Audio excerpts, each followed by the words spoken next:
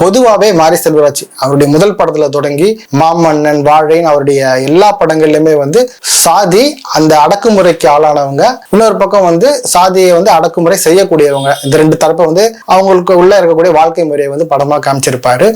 ஒவ்வொரு படமுமே ஒவ்வொரு ஜானர்ல தான் இருந்திருக்கு. ஒடுக்குமுறை, அதுக்கு எதிராக போராடக்கூடிய மக்களுடைய நிலை, இதை காமிச்சாலுமே கூட இது உள்ள ஒரு அரசியல், அதாவது ஒரே டெம்ப்ளேட்ல இல்லாம ஒவ்வொரு திரைக்கதையுமே வேற டிஃபரன்ஸா இருக்கும். இது நம்ம மாரி செல்வராஜ் படங்கள் தொடர்ச்சியா பாக்குறோம். மாரி செல்வராஜோடைய முதல் படம் பரியேறும் பெருமாள். அந்த படம் பேசக்கூடிய அரசியல் என்னன்னா, ஒடுக்கப்பட்ட சமூகத்தை சேர்ந்த ஒரு பையன் வேற ஒரு சமூகத்தை சேர்ந்த ஒரு பொண்ணை காதலிக்கிறாங்க.